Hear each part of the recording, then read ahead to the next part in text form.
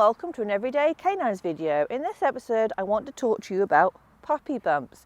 What is a puppy bumps or jump bumps, however they want to term them? What they are is they're nothing terribly fancy, though you can buy posh ones, but they actually are a semicircle of plastic guttering.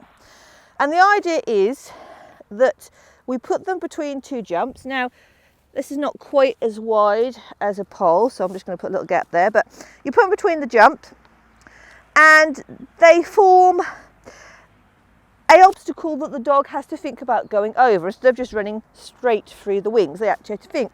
But at the same time, they're not really having to jump them. They could, if they're a bigger dog, walk over them.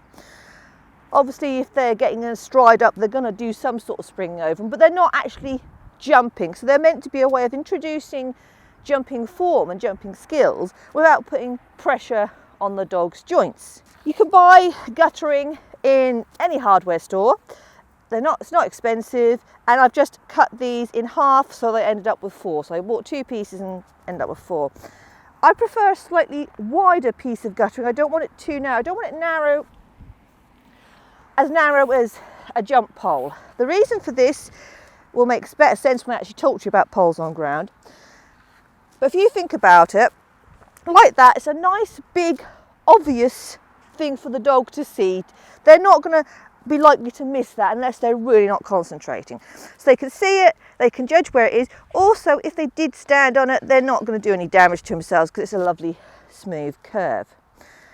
This is plastic. I have used foam, insulation foam, on the floor as well.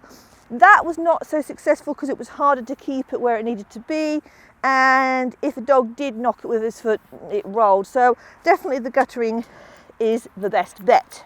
Now you're saying, why are we using these and not just using a pole on the ground?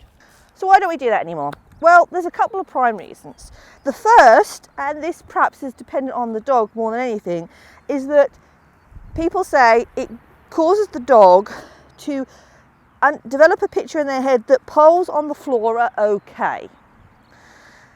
So if you've got a dog that you later grow on that's a big pole knocker, it could be a case that you're saying, well, they got so used to having poles on the floor when they were doing this stage of jumps that to them poles don't mean anything. They're okay if they fall on the floor. It could be just another reason why they don't worry about pole knocking, especially now the poles are made of such light material. It used to be a case that poles were made of wood.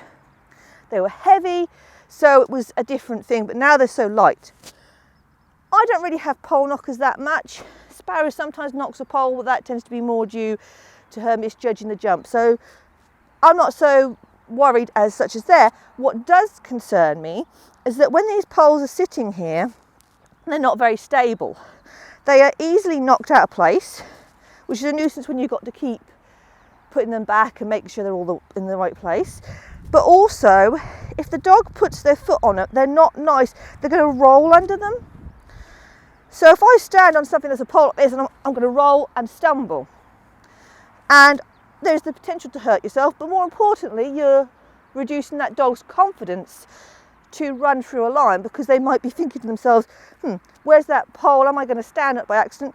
You'll also notice how small an area this is for the dog to see. When it's up, obviously it's right in their eye line, but when it's on the floor like that, it's a really small thing for them to see, so it's far easier for them to misjudge it. So for those reasons, I think it's far better to have a nice big object that they can see, that's not going to cause a problem. If they stand on it, they're not going to hurt. Their foot's going to slow down. It's not going to roll under them. It's not going to cause a problem.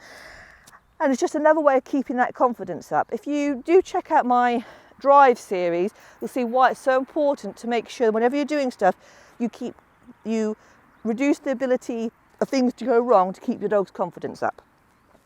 So that is basically puppy bumps, why I use them instead of poles.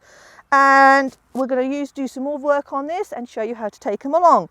Now, at what age can you start using puppy bumps on jump wings?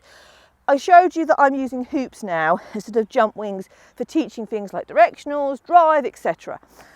And that has worked brilliantly, I have to say.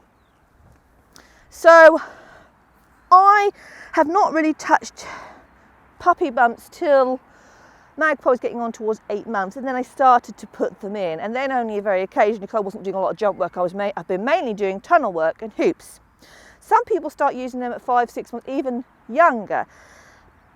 I don't say there's any particular evidence to say you can't do that, because as you say, the dog is just going over them at a low level, and they're not having to actually jump them. I think it's just you've got to think in context of how you're doing them. I wouldn't be asking my dog to do a lot of tight wing wraps at that age, and I wouldn't do a lot of turns. I think it's important to bear in mind that your dog is still growing and the joints have still got to form, and any excessive twisting behaviour on them could cause a problem. So as I say, once you start to think about my dog's now getting past the stages where it's at its youngest and when its joints are weakest, if you like, or loosest, they're still growing. Smaller dogs, you're probably saying about, say 8, 9 months is probably not an issue with a smaller dog. You might want to go a teensy bit longer with an older dog, bigger dog. But then again, you know, people do go onto puppy bumps around that age. So it's something you can do. Just don't overdo things. I think once people get started on jumps, they can start getting a bit obsessive. Magpie literally is seeing these once a week. So don't go crazy at this stage. And she's actually older now, she's 9.5 months. But that's the basics of puppy bumps. And then we're going to move on to our next video and show you how you start to get your dog working over a jump. So I hope you've enjoyed this video. I hope it's made sense and I've explained what a puppy bump is. And if you've enjoyed it, you might like to subscribe to the YouTube channel so you can see new stuff all the time coming out. You can also follow us on Facebook and Instagram. And I hope to see you all again very, very soon.